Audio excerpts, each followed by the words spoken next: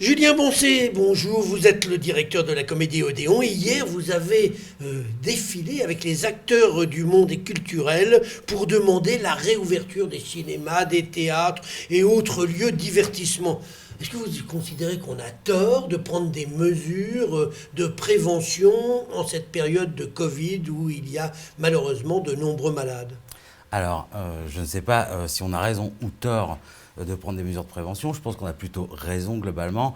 Après, en ce qui concerne notre secteur, on se bat contre ce qu'on vit comme une injustice. C'est-à-dire que nos lieux que nous avons rouverts entre septembre et octobre avec des protocoles sanitaires hyper stricts, que nous avions vraiment étudié et travaillé avec de la distanciation entre les groupes, de la désinfection, les gens côte à côte, les rangs évacués les uns après les autres, sont des protocoles hyper sécures qui, visiblement, n'ont pas cours, et on a pu s'en apercevoir pendant les fêtes, dans d'autres secteurs plus marchands. Et donc c'est plutôt l'injustice de nos fermetures qui nous révolte et le fait que nous ne puissions pas bosser. Après, s'il est dangereux de se regrouper, s'il est dangereux de vivre collectivement, s'il est dangereux de prendre le train, s'il est dangereux, on ferme tout, on arrête tout. Et c'est ce En tout qu'on a cas, fait au début de l'année, au mois de mars. ouais, mais au mois de mars, on comprenait la chose. Là, en ce moment, on la comprend moins. Après, surtout, ce qui nous rend un peu furax, c'est d'être déresponsabilisés à ce point. C'est-à-dire que nous ne sommes pas des gens qui avons envie de mettre nos spectateurs en danger. D'abord, c'est notre principale ressource. Et puis, ensuite, on est capable de prendre nos décisions et nos précautions pour ne pas propager le virus.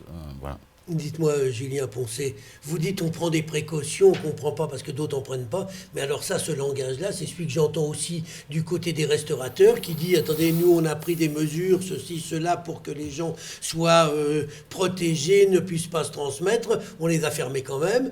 Je pourrais aussi vous citer, parce que d'autres secteurs sont dans le même cas, les remontes-pentes dans les stations de ski qui disent, attendez, nous on est capable d'organiser, mais on nous ferme. Vous n'êtes pas seul dans ce cas-là, et si tant est qu'on vous ouvre, est-ce qu'il ne faut pas tout ouvrir demain? Ah, bah alors là, je n'ai pas dit non plus que nous n'étions pas solidaires avec d'autres secteurs Non, non, et mais d'autres si on se professions. met à ouvrir tout, quelle précaution on Non, prend? mais j'entends bien. Après, il y a quelques différences entre ces différents secteurs. En tout cas, avec la restauration, c'est quand même le port du masque qui fait la différence.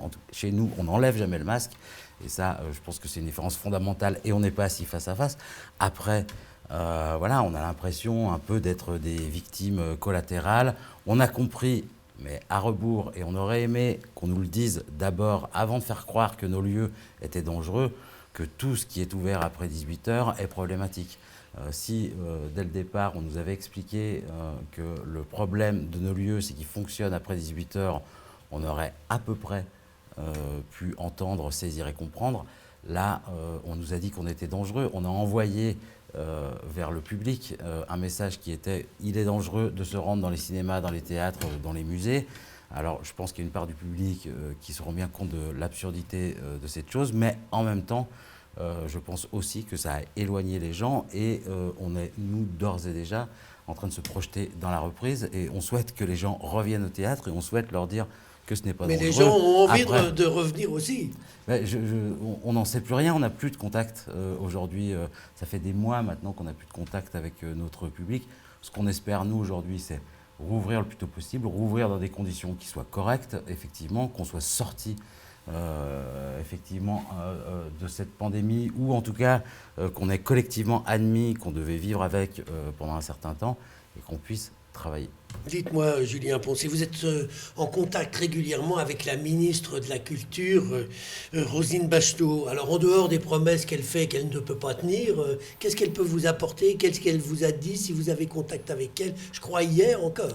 Alors on a fait un certain nombre de réunions à travers l'association des théâtres privés en région qu'on a montée et qui nous permet effectivement de parler pour 80 théâtres auprès de la ministre et on est en train de travailler avec elle sur des protocoles, des stades voilà, de l'épidémie auxquels on peut ouvrir dans certaines conditions, etc. Bon, en fait, Enfin, on est elle là, on parle beaucoup, discute, mais on elle, travaille. elle parle beaucoup, mais elle n'a jamais rien obtenu du gouvernement pour l'instant. Voilà, il faut croire qu'il y a quand même de nombreux arbitrages qu'elle a perdus.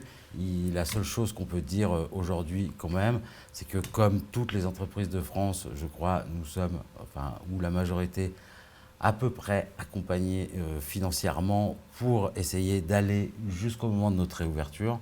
Et ce qu'on essaye de discuter avec elle, nous, aujourd'hui, c'est comment est-ce qu'on sera accompagné au moment de la réouverture, parce que c'est à ce moment-là qu'on va compter les morts, quand toutes les charges vont repartir et que les spectateurs viendront petit à petit dans nos salles.